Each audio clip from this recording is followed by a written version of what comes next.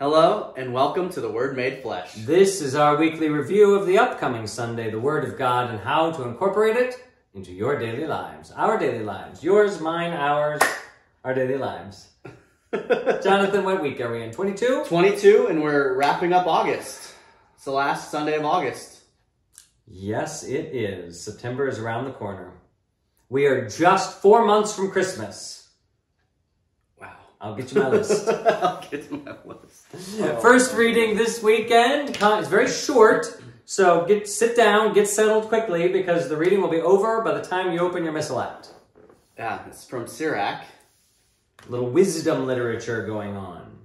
And it's really just talking about the humility and just how to approach life, where don't seek for yourself something greater than you are. Mm-hmm. Because true humility isn't saying, I'm worthless, I'm terrible, I'm no good. Humility is recognizing who you are and what you are and living to the best of that. Absolutely. Yeah, Sirach is writing at a time when the Jewish people, they're kind of scattered, and Greek culture, the Hellenistic culture has really infiltrated a lot of places because it was the dominant culture of the empire at the time. And so there are so many of the Israelites who are kind of getting into the philosophies of the ancients and really sinking into the greatness of humanity. That human beings are really good. And it's not a bad thing to say that, but it really is all about what do I need to do to perfect myself. So it's a lot of self-help from an ancient sort of perspective. And what the author of Sirach is really writing, it's like, be humble. Don't try to be great in this world, but rather be lowly and let God be the one to lift you up. So are we trying to be great in the world? Or are we trying to be great in the kingdom of heaven? Take us to our psalm. God, in your goodness, you have made a home for the poor.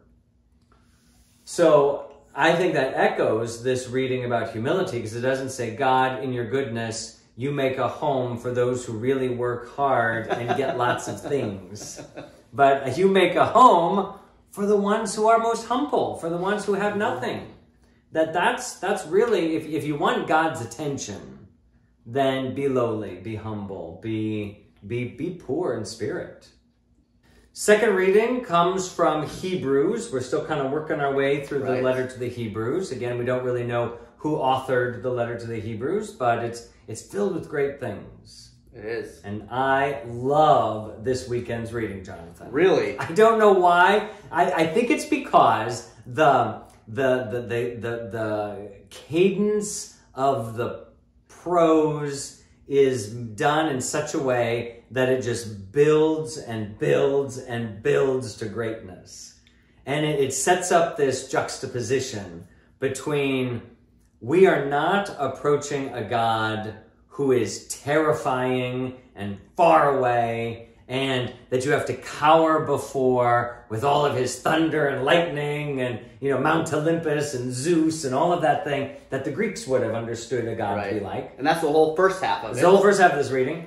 And then the second has, no, you are approaching Mount Zion, the heavenly Jerusalem, the place where angels are there and the saints of God and Jesus Christ doing his thing and the blood that pours out so much more than the blood of a human being that poured out on the ground. And it's just like, it is. I love this reading. It's one of my favorite readings. I just love the buildup of it. So if you are lecturing this weekend, you read that reading with such gusto and buildup. And just listen to it, because it is, I love it. I love it.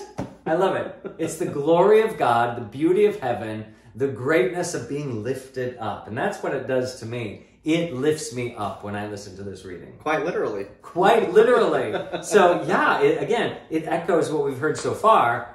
God does the lifting up.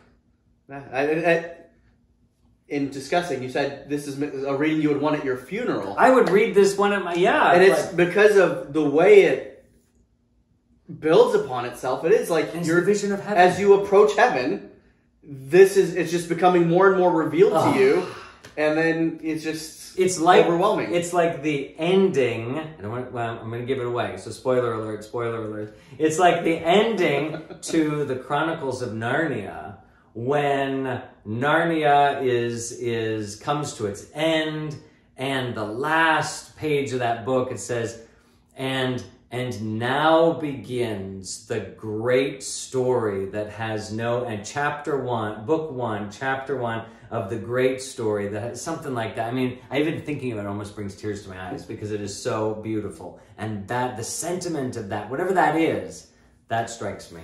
So a little sharing. Yeah. True greatness.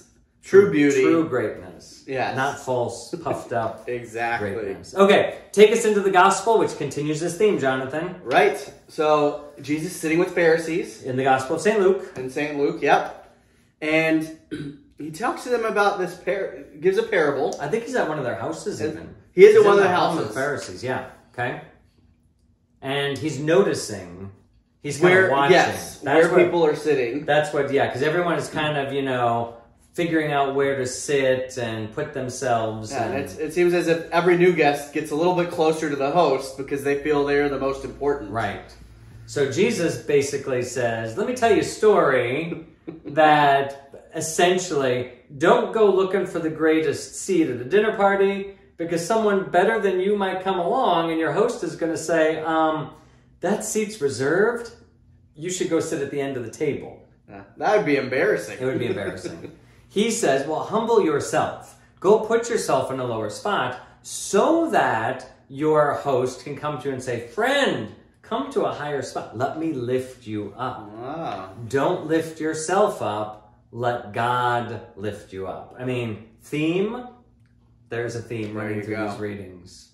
So, as we think about how this all works in our daily lives, I think so much we're trying always to make ourselves look good, especially if you are on any kind of social media, and keeping yourself out there and making sure that people are following you or liking you or all of these things, and how do I appear before others, and all the stuff that's on the outside, and none of it really touches the inside. How do we make ourselves great without trying to look great? Right. And I think it really is through that humbling of oneself. When you humble yourself to serve another, there's recognized greatness right there. Yeah, that, and I think, who are you when nobody sees or notices? Integrity. That is the key of, that's where humility does come in. Absolutely. Because as you said before, humility is not purposefully lowering yourself. Humility is knowing who you are, and being confident in that, and being real. And that's what humility is, really being yourself. So just be yourself. Yeah, God made you great. Live that out. Let him lift you up. Be yourself. And I'll see you on Sunday as we celebrate the heavenly Jerusalem.